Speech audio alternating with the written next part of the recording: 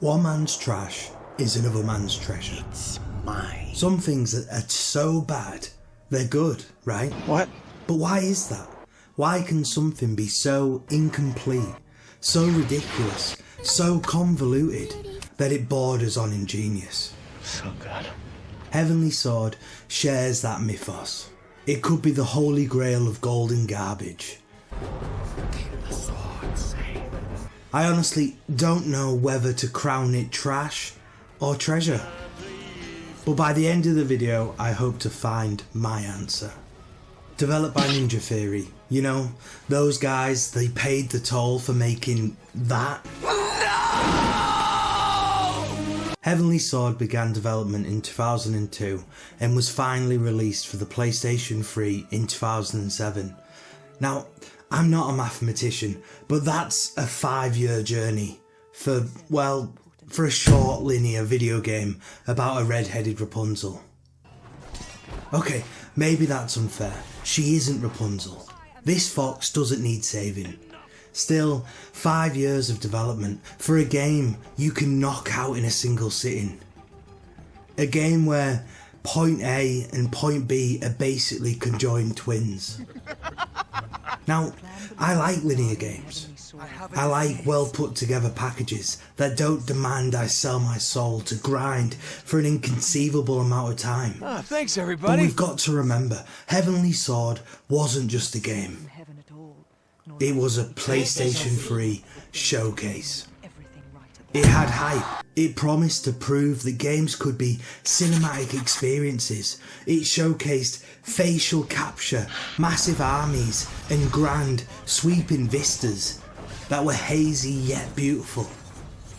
Ninja Theory even brought in the mocap king himself, Andy Serkis, to help steer things. And to be fair, the results are incredible. I have something of yours, and you have something of mine. But here's the thing, for every aspect Heavenly Sword nails, it drops the ball in equal measure. So without further ado, let's talk about the things that really grind my brains. Shove it in your mouth! As an early PlayStation 3 game, you just know Sony kicked down Ninja Theory's door and demanded 6-axis support. The pitch meeting probably went like this. Do it.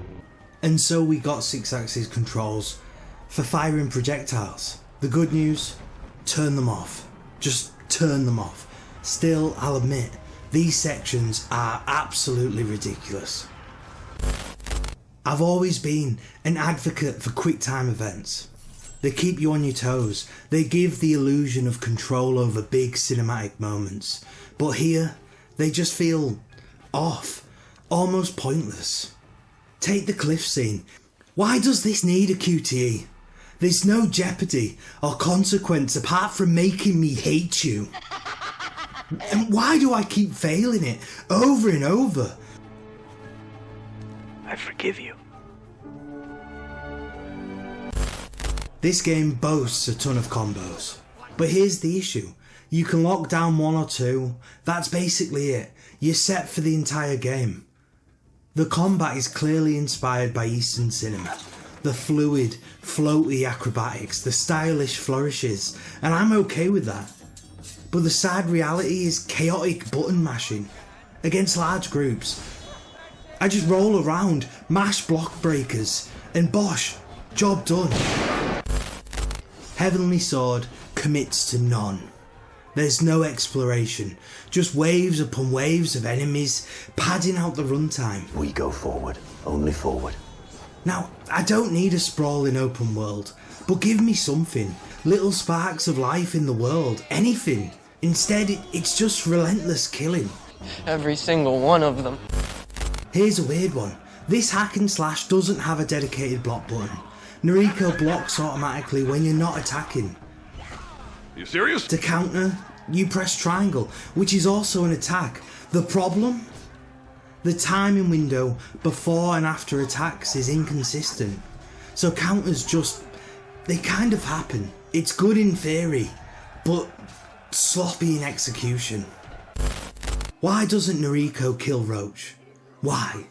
He's a clay-faced lunatic who loves torture and has slaughtered who knows how many people, and Noriko just leaves him there to cry? Kill that walking flesh-bag son of yours. Liar! I get we break him mentally in the fight, but you're overdosing on vengeance.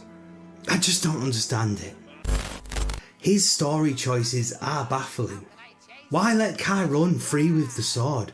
Why not grab it first? She literally drops it in front of him. Speaking of Kai, she's just a stationary crossbow turret. Fire! Big, bold Bohan. By the time you face him, he's basically juiced himself into Sauron by the end of the game. The safest strategy, stay back, deflect his ranged attacks, and while you're doing that, try not to get distracted by the hundreds of soldiers just casually jogging back and forth. It's a sight to behold. A terrible, incredible sight. Noriko herself is beautiful. She's part of a clan protecting the Heavenly Sword for generations, a weapon once wielded to defeat the Raven King. The story begins at the end, literally starting in the final battle, and then it recounts everything that led to it. Between missions, we're brought to a purgatory plane where Noriko has moments of madness. This also functions as the chapter select screen. Honestly, it works well, and the mocap, especially in these emotional breakdowns, is impressive. The cast is small, but memorable. Noriko and Bohan have put in a shift to go above and beyond their duty, delivering unforgettable characters. Andy Serkis absolutely steals the show. What do you say? At its core, Heavenly Sword is a hack and slash button masher. However, when you press different combinations, they are fluid. When Noriko isn't wielding the sword, you feel a difference. And when she does, the power is insane. By the end, you're in full Dynasty Warriors mode, killing 500 men in one section. Ultimate Noriko is a spectacle. The stances and combos, when chained together, possess a certain beauty, and I actually enjoyed the 3 major bosses leading to the finale.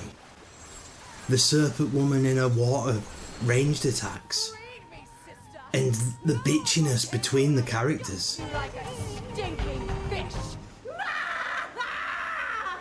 Roach, who reminded me of the PS1 fight with Rhino. And then Flying Fox in his big bird cage, where you deflect his attacks. Here's the tragedy. Heavenly Sword wanted to be the proof of concept for cinematic hack and slash adventures. Instead, it faded into obscurity. No sequel, no trophy patch, nothing. Not even a trophy patch.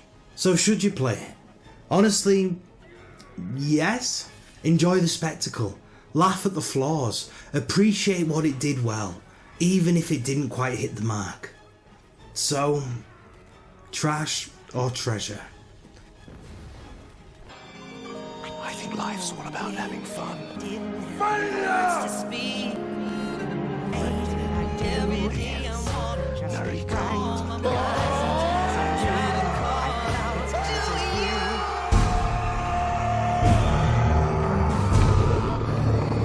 What do you guys think? Was Heavenly Sword trash or treasure?